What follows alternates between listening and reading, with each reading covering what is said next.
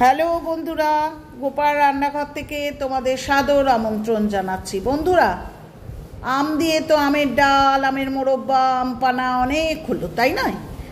এইবার আচার বানানোর পালা। বাড়ি বাড়িতে ধুম পড়ে গেছে আমের আচার বানানো। তো বিভিন্ন জন বিভিন্নভাবে আমের আচার তোমরা বানাচ্ছ, দেখাচ্ছ। তো আমি যেভাবে করি সেভাবে আমি দেখাচ্ছি। আমার বাড়িতে জানো তো আচার মাচারের ডিম্যান্ডটা না একটু বেশি। ওই জন্য আচার বানাতে নিলে আমার ওই 5, 6, 7 কিলো আমের আচার হয়ে যাচ্ছে। কেউ পছন্দ করে খোসা শুদ্ধ আমের আচার, গুড় আম, কেউ পছন্দ করে হচ্ছে খোসা চারা চিনি দিয়ে আম। তো আমাকে সেগুলো করতে হয়, সুতরাং সেইভাবেই করছি। কেউ পছন্দ করে তেল আম, তো সেইভাবেই করছি। তো আজকে আমি করব হচ্ছে খোসা ছাড়িয়ে চিনি দিয়ে মিষ্টি আমের আচার। এটা আমার মেয়ের পছন্দ। তো সেটা করার জন্যে আমি বেশ খানিকটা আম নিয়েছি। তো প্রায় 3-3.5 কিলো আম নিয়েছি। তবে অত আমের তো করবো না, এর মধ্যে থেকে আমি 2 থেকে 2.5 কিলো আম নেব। তো এবার কিন্তু বাজারে আম প্রচুর, কারণ আমের ফলন প্রচুর হয়েছে। এই যে দেখছো প্রায় 3-3.5 কিলো। আর একটা প্লেটে দেখো আম আছে। এর মধ্যে কিছু আমার বাজার থেকে কেনা, আর কিছু আমার অ্যাসিস্ট্যান্ট শিবানিদি এনে দিয়েছে তার গাছের আম। সত্যি বড় ভালো লাগে। তার কারণ হচ্ছে যে দেখতেই বেশি ভালো লাগে, তাই না? তো এটা একদম বাচ্চা সেজে গেলাম। তো বোটা সমেত গাছে আমটা ঝোলাতে লাগলাম। তো এই দেখো, যে কোনো আনন্দটা দুঃখটাও তো তোমাদের সাথে শেয়ার করি। তো বাচ্চা মানুষের মতো আবার সেই মোটা ধরে আমগুলোকে তোমাদের দেখাতে শুরু করলাম। ভীষণ ভালো লাগছিল, এনজয় করছিলাম, তাই তোমাদেরও সেটার সঙ্গে করলাম। তো এর মধ্যে এই যে দেখো ঝুলিয়েছি, দেখো কি দারুণ লাগছে না দেখতে, গাছের আম বলে কথা। তো সেই আমগুলোর মধ্যে থেকে প্রায় 3-3.5 কিলো আমগুলোর মধ্যে থেকে আমি 2-2.5 কিলো আম বেছে নিলাম, ঠিক আছে? তো এবার কি করব, এই আমগুলোকে আমার আর এক অ্যাসিস্ট্যান্ট, যাদের কথা না বললেই নয়, সে আমাকে খোসা ছাড়িয়ে টুকরো করে দিল। সেটা সন্ধ্যা দিই, কারণ এদের সহযোগিতাই আমরা সত্যি কথা চলতে পারি। আমি নিজে 1 চামচ নুন এর উপরে দিয়ে দিচ্ছি। 2টো আমকেই নুন হলুদ মাখিয়ে নিচ্ছি। তো মাখিয়ে নিয়ে আমি এই আমের প্লেটটাকে পাঠাবো হচ্ছে ছাদে। তার কারণ হচ্ছে একটা বেলা একটু রোদ্দুর খাওয়াবো, ঠিক আছে? না হলে কি হয়,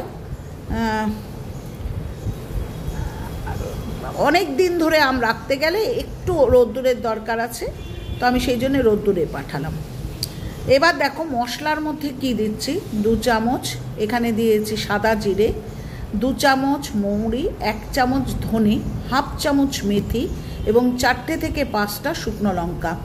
আমি কিন্তু মিষ্টি আচারে কোনো সর্ষে কিন্তু ব্যবহার করি না। যখন মশলা আচার বানাবো তখন সর্ষে ব্যবহার করব। আগে কিন্তু শুকনো লঙ্কাগুলোকে ভেজে নিয়েছি, ভেজে নিয়ে তারপর মশলাটাকে ভেজে ডাস্ট করে নিচ্ছি মিক্সিতে।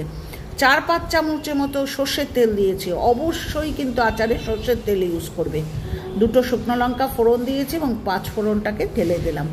5 ফোড়ন থেকে যতক্ষণ না ভালো গন্ধ বেরোচ্ছে ততক্ষণ আমগুলো ঢেকলো না।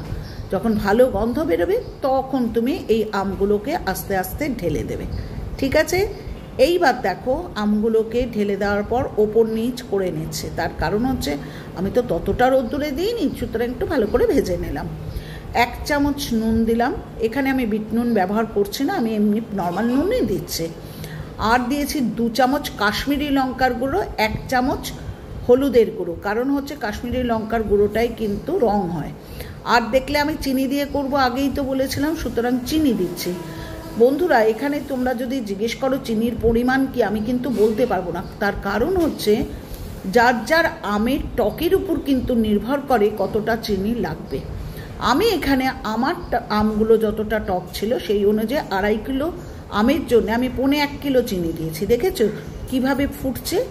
বেশি নাড়াচাড়া করো না, খুন্তি দিয়ে বেশি আমের আচার নাড়াচাড়া করো না। দেখো আমি কিন্তু এখানে ইয়েটা দিয়ে দিলাম, ভিনিগারটা দিয়ে দিলাম। তোমরাও লক্ষ্য করলে কথার ফাঁকে কিন্তু আমি ভিনিগার দিলাম। ভিনিগার কি হিসাবে দিয়েছি? 1 কিলো আমের হিসাবে 1 চামচ ভিনিগার। আমি 2 কিলো আমের জন্য কিন্তু 2 চামচ ভিনিগার দিয়েছি। অ্যাজ আ প্রিজারভেটিভ এটা ভীষণ জরুরি। দেখো আমের থিকনেসটা এই রেখেছি।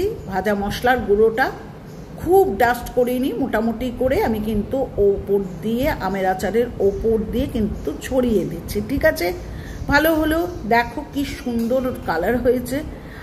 আর আরেকটা কথা বলি বন্ধুরা, যদি বাড়িতে ভিনিগার না থাকে, দেখেছো কি সুন্দর দেখতে হয়েছে, কি কালার হয়েছে। কালার না হলেও তো ভালো লাগে না, তাই না? ভিনিগার না থাকলে কিন্তু লেবুর রস ব্যবহার করো। প্রিজারভেটিভ অবশ্যই প্রয়োজন। আমি দেখো এই অবস্থায় কিন্তু ছাদে পাঠালাম না, আমি আচারটাকে কিন্তু একটা বয়ামের মধ্যে বা একটা কাচের শিশির মধ্যে, বড় মুকালা কাচের শিশির মধ্যে কিন্তু আমি আচারটাকে ঢেলে নিচ্ছি। বন্ধুরা, যেটার মধ্যে তোমরা আচারটা রাখবে সেটা যেন অবশ্যই কাচের হয়, প্লাস্টিকের বয়ামে রেখো না। আর বয়ামটাকে ভালো করে ধুয়ে পরিষ্কার করে কিন্তু একটা দিন কিন্তু রোদ্দুরে রেখো। বয়ামটা কিন্তু ভালো করে শুকানো দরকার। হয়েছে দেখেছো, এইভাবে আমি কিন্তু আমের আচারটাকে কিন্তু বয়ামের মধ্যে ঢেলে দিচ্ছি। আচ্ছা, আরেকটা কথা যেটা ভীষণভাবে বলার কথা, সেটা হচ্ছে যে এইভাবে বয়ামে ঢাকার পর আমি দুদিন কিন্তু একটু মুখটা কিন্তু কাপড় দিয়ে, সাদা কাপড় দিয়ে বেঁধে কিন্তু রোদ্দুরে পাঠিয়েছি। দেখেছো আমার ভর্তি হয়ে গেছে। তোমরাও পারলে তাই করো। আর আরেকটা জিনিস হচ্ছে যেটা সবাইকে বলবো, যে আমের আচারই বলো আর যে আচারই বলো না কেন, করলে কিন্তু সেটা মাঝে মাঝে রোদ্দুরে দিতে হবে, আদারওয়াইজ ভীষণ তাড়াতাড়ি ফাঙ্গাস ফরমেশন হয়। ঠিক আছে? আর যখন নেবে, অর্থাৎ আচার খাওয়ার জন্য নেবে, চামচ কিন্তু যদি ধুয়েও নাও তাহলে চামচটা কিন্তু মুছে নেবে, অর্থাৎ ভেজা চামচ বা ভেজা হাতা কিন্তু ইউজ করো না, তাহলে সেটা জলের কন্ট্যাক্টে এসেও কিন্তু আচার নষ্ট হয়ে যায়। তো আজকে হচ্ছে আচার সংক্রান্ত সমস্ত কথা। তার কারণ হচ্ছে শুধুমাত্র আচার বানালেই তো হবে না, আচারটাকে কিভাবে প্রিজার্ভ করবে, কিভাবে রাখবে, কোথায় রাখবে, সেটাও কিন্তু অত্যন্ত জরুরি। সুতরাং এগুলো মাথায় রেখো। আচার করার সময় কিন্তু প্রিজারভেটিভ হিসাবে হয় লেবুর রস, নয় ভিনিগার কিন্তু ইউজ করো।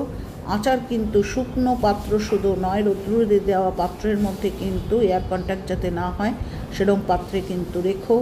দ্বিতীয়ত হচ্ছে মাঝে মাঝে সেটা রোদ্দুরে দিও। আর যখন আচারটা পরিবেশন করবে তখন কিন্তু অবশ্যই সেই স্পুনটা কিন্তু ধোয়ার পর কিন্তু মুছে নিও, অর্থাৎ ভেজা স্পুন ভেজা হাতা দিয়ে নিও না। তো এগুলো সবই বন্ধু হিসাবে বললাম, হয়তো সবাই জানো, আবার অনেকেও যদি না জানো তাহলে নিশ্চয়ই উপকৃত হবে। তো আজকে হয়ে গেল আমার বক্তব্য রাখা। এবার যাই জরুরি কথায়।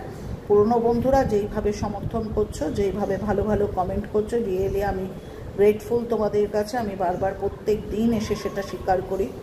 আর আমিও প্রত্যেকের চ্যানেলে পৌঁছানোর চেষ্টা করি, কারণ প্রত্যেকের সহযোগিতার ভীষণ প্রয়োজন রয়েছে। আমরা যারা ইউটিউবে কাজ করছি, আর নতুন বন্ধুরা চ্যানেলটা সাবস্ক্রাইব করো, লাইক করো, কমেন্ট করো, চ্যানেলটা শেয়ার করো। ঠিক আছে? তো আজ আসি, প্রত্যেকে ভালো থেকো, টাটা। পরের দিন ফিরবো নতুন আইটেম নিয়ে।